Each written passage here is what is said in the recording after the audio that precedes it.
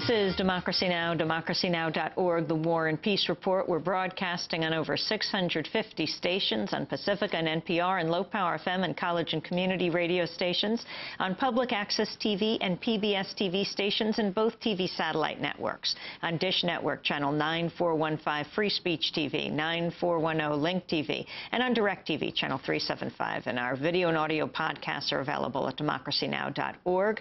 Our headlines are also available in Spanish and transcript and audio form for any radio station to take, as over 150 are. We turn now to the border. With the Texas Democratic primary and caucus less than a week away, the Bush administration's plan to build a wall along part of the southern border has suddenly become a campaign issue. In 2006, both Senators Barack Obama and Hillary Clinton joined Republicans in passing the Secure Fence Act.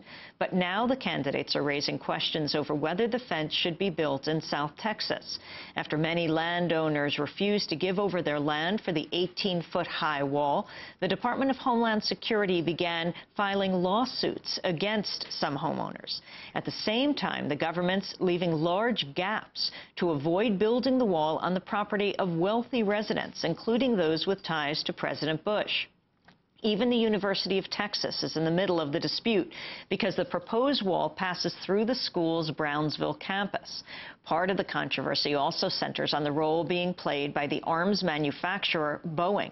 Boeing leads a consortium of private contractors known as SBInet, which was hired by the government to carry out the project. Two guests join me now from Texas.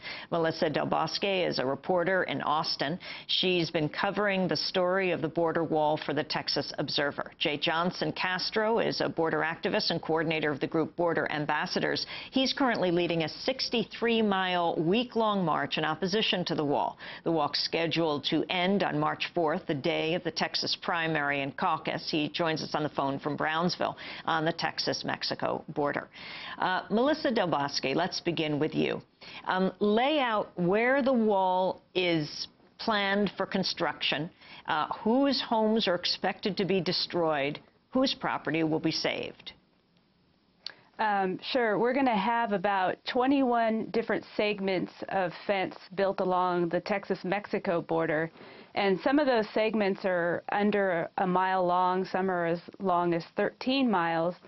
And what I did was I started traveling up and down the border and speaking to various landowners and mayors and county judges about the fence. And they started putting my attention towards, well, the wall is going to go through here. It's a mile-long segment, but it's not going to go through this resort and golf course, a mile down the road, and and then the fence starts up on the other side of the golf course and resort. So I started seeing these patterns. Another landowner would tell me the fence is going to go through my home and my son's home, but it's going to stop right at the edge of my property, and on the other side is 6,000 acres that belongs to a wealthy billionaire from Dallas. So I started asking the question of, what sort of methodology is Homeland Security using to determine where they're going to place these segments of fence. And what did you find? Well, they didn't answer me. I called them several times, emails. At one point, I did get a gentleman on the phone who's in charge of building the fence, but he told me that the information was classified because they didn't want the methodology getting out to the people who are going to be crossing illegally, is what he told me.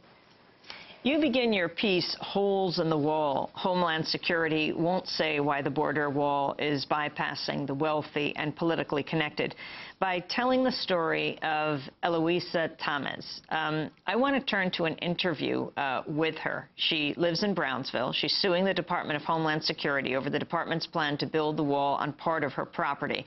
The interview was conducted by your paper, the Texas Observer.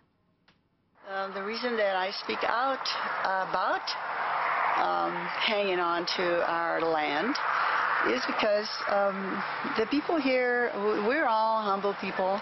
We respect the government, And we're facing quite a challenge. And it is important for my people here to know that it is all right to stand up for our rights. This 3 acres that I have here is the remnant of the San Pedro de Carricitos land grant that was awarded to my family back in 1767. And I remember my father and my grandfather used to farm this part of this area, plus what's over on the other side of the levee, as well as lands that my grandmother had that went all the way up to the river's edge. So there is no dollar value for this land in comparison to those memories of how hard it was for my father and my grandfather to carve a life for us.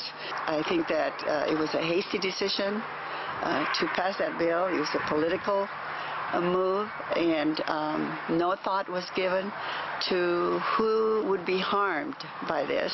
They have had many, many years to think about what to do about illegal immigration. However, this bill supposedly was enacted for the purpose of keeping America safe from terrorists.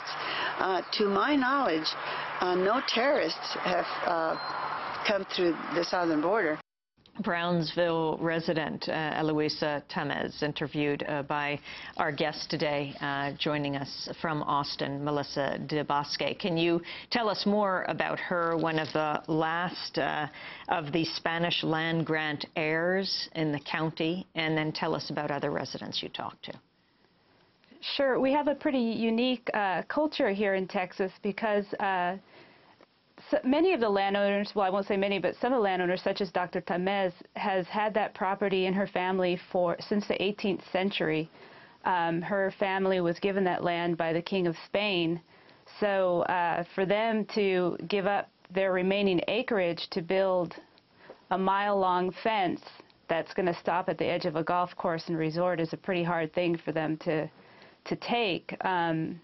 Another family that I spoke to in Granjeno, a little town near McAllen in Hidalgo County, which is just west of where Dr. Tamez lives, they're also Spanish land grant families, and they've had that land for 265 years. So they feel like they're especially being targeted because they had already given up so much of their land to build the levee system down there. There's a large floodplain in that area. And the federal government had asked for that land and didn't compensate them, so they feel, again, that they're being asked to give up what land remains to them to build the border fence. And I think what a lot of people don't realize is that the fence is actually being built about 1 mile to 2 miles in from the river. It's not being built along the bank of the Rio Grande. Why is that? I think how because of the levee system. It takes up about 1 mile north of the river, and it is a binational levee system. It's Mexico and the United States operate it. So if they were to build in that area, they would need the permission of Mexico, and then they would also probably lose the fence. If they had a large flood event, it would just wash it away. So they need to build it north. Is the resident you're talking about in Granjeno, Daniel Garza, who's 76 years old, who you write about facing this similar situation? Yes. And you describe his situation, pointing to a field across the street where a segment of the proposed 18-foot high border wall would abruptly end. Talk about his neighbor. Well, his neighbor is Rael Hunt. He's a Dallas billionaire. He comes from a very well-known oil family here in Texas. And Mr. Hunt is a good friend of President George W. Bush's. He recently donated $35 million to build the President Bush's library at Southern Methodist University. And so he's a fairly wealthy and powerful person here in Texas. 2001, you point out that Bush made him a member of the Foreign Intelligence Advisory Board, where he received a security clearance. Rael Hunt did, and access to classified intelligence.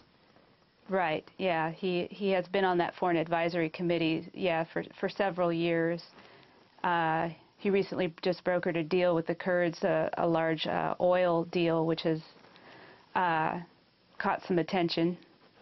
So he has 6,000 acres just north and east of Mr. Garza, and